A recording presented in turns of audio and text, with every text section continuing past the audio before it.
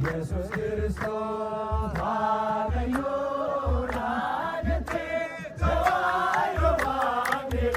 ማርባዱ ባይ ረንዳኒቢኒ ማሪያዱ ማለ ፍራንኮዲኒ አቡነ ሳዊሮስ ክቡር መስቀሉን ይዘው ኢሬቻ በሚከበርበት ቦታ ላይ መገኘታቸው ትክክል ነው ብለው ያስባሉ? እስኪ መላው የኦሮሞና የሀገራችን ህዝቦች እንኳን ለኢሬቻ በዓል በሰላም አደረሰን። በሳር ቅጠል ነው ያስከው ደግሞ ከመስቀሉ ጋር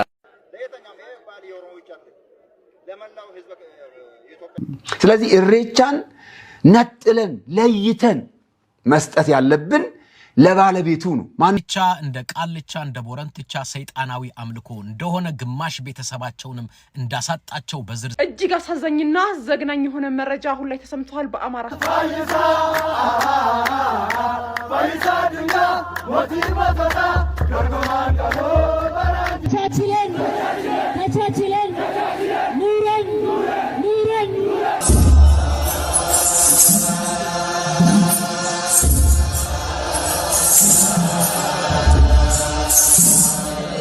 በሳር ቅጠል ነው ያስከው ደግሞ ከመስቀሉ ጋር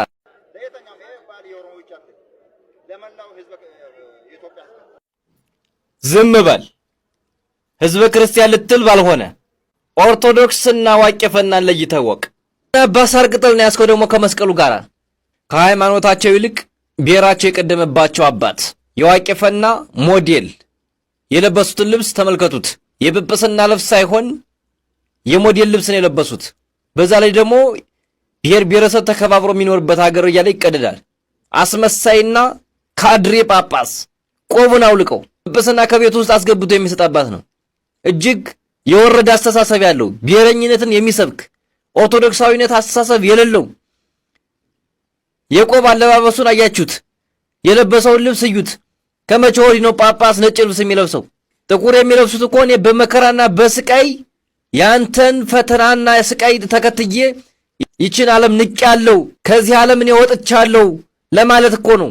ከመስቀሉ ጋር የማይሄድ ነገር አታዝ። ባዕድ አምልኮ አንተም ገና ከባዕድ አምልኮ አልወጣህም። ኦርቶዶክሳውያን አንተ አትወክልም። ዶክተር በቀለ በዳዳ ይባላሉ። የኦሮሞ ምሁር ናቸው። ስለ ኢሬቻ በሙክራብ ሚዲያ ላይ ቀርበው በዝርዝር አስረድተዋል። ከዋቄ ፈታ ወደ ልዩ መገለጥ የሚል መጽሐፍም ጽፈዋል። ኢሬቻ እንደ ቃልቻ እንደ ቦረንትቻ ሰይጣናዊ አምልኮ እንደሆነ ግማሽ ቤተሰባቸውንም እንዳሳጣቸው በዝርዝር ይናገራሉ።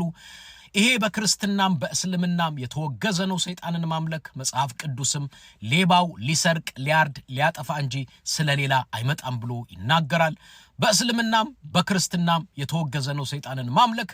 ዛሬ ዓመት እንደምታውቁት በመስቀል አደባባይ ላይ ተመልኮ የመሬት መንቀጥቀጥ ኢትዮጵያ ላይ እንደነበረ ብዙዎቻችሁ የምታስታውሱት ነው። ይሄንን ሳታውቁ ባህላዊ ያላችሁ የምትከተሉም ደግሞ እንድትታቀቡ መጽሐፉንም እሳቸውንም እንድታዳምጡ ነው። ኢሬቻ እንደ ቃልቻ ቦረንትቻ ሰይጣናዊ አምልኮ ነው። ከሰይጣን አምልኮ ተቆጠቡ ማለት ፈልጋለሁ። ለማያውቁት ይሄንን ደግሞ መልእክት ሼር ብታረጉ ደስ ይለኛል። በአደባባይ ከሚደረጉ የዋቄ ፈታ በዓላት መካከል አንዱና ዋናው ኢሬቻ ዝም ብሎ ተራ ምስጋና አይደለም። ማንንም ተነስቶ ሄዶ እዛ ቦታ ላይ በዛ መንገድ የሚያመሰግነው አይደለም። ቤት ቁጭ ብለህ ልታመሰግነው ትችላለህ። እሱ ግን ኢሬቻ አይደለም። የተለያየ ቦታ ላይ ሄደ ልታመሰግን ትችላለህ። እሱ ኢሬቻ አይደለም። ደግሞ የዋቄ ፈታ አይደለም። በሌላ ሃይማኖት ልታደርገው ትችላለህ። ስለዚህ ኢሬቻን ነጥለን ለይተን መስጠት ያለብን ለባለቤቱ ነው። ማን ነው ባለቤቱ? ሃይማኖቱ በደነገገው ራሱ ማን ምን እንደሚያደርግ ማን እዛ ቦታ ላይ ያንን ስርዓት እንደሚፈጽም ዋቄ ፈታ ሃይማኖቱ የደነገገው ነው። ከዛ ውጪ ብታረግ ጨዋታ ሊሆን ይችላል። ስለዚህ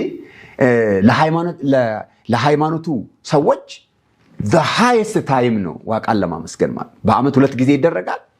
የመጨረሻው በቃ የመጨረሻው ክላይማክሱ ማለት ነው። ስለዚህ የሃይማኖቱ የመጨረሻው ነገር ነው።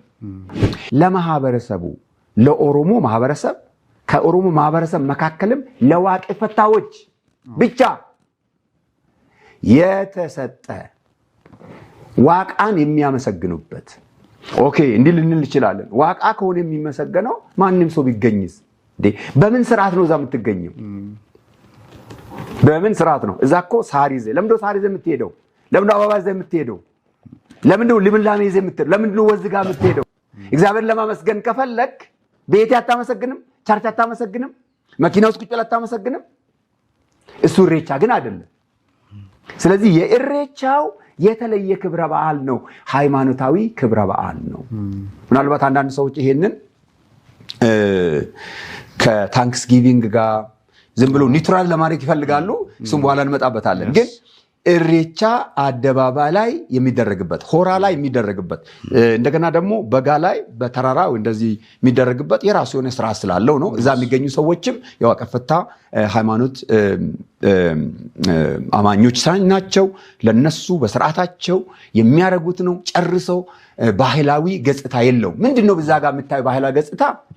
ሰዎች ልብስ ለብሰው ይመጣሉ። አሪፍ ልብሶች በዛ ቀን የሚታይ መቼም አስገራሚ ያን ልብስ አለ። እሱ ባህላዊ ይችላል። ሰው ይታያል፣ አብሮ ይበላል። እሱ ባህላዊ ሊሆን ይችላል። ከዛ ውጪ ግን ፓርቲኩላርሊ የምታረገው ሃይማኖታዊ ስርዓቱ በቀኑ የምታረገው ነገር በሙሉ የዋቀፈታ ሃይማኖት መገለጫ ነው። ያለ ኢየሱስ ከሆናችሁ ተለማምናል። ኢየሱስ ይላል ያማስከከለ ኢየሱስ ብርሃን ነው። ኢየሱስ ኢፋ፣ ኢየሱስ ሕይወት ነው። ኢየሱስ ትረኛ፣ ኢየሱስ እውነት ነው። ኢየሱስ ጋና ወዳጄ ሰበኮ ኢየሱስ ይወዳል። ኢየሱስ ይያለታ ና ወደ ኢየሱስ ወጡ ጋር ኢየሱስ እጅግ አሳዛኝና ዘግናኝ የሆነ መረጃ አሁን ላይ ተሰምቷል። በአማራ ክልል መካነ ሰላም ታላቁ ኑር መስጂድ ማለት ነው ማንነታቸው ያልታወቁ ኃይሎች ገብተው ኢማሞችን እንዲሁም ደግሞ ሀዲሞችን የመስጊዱ አመራሮችን በሙሉ እንደጨረሷቸው አሁን ላይ የወጡ መረጃዎችም አሳይተዋል። አዲስ ነገር ካለ አጣርቼ ወደ እናንተ አደርሳለሁ። መልካም ምሽት። ተቻችለን ኑረን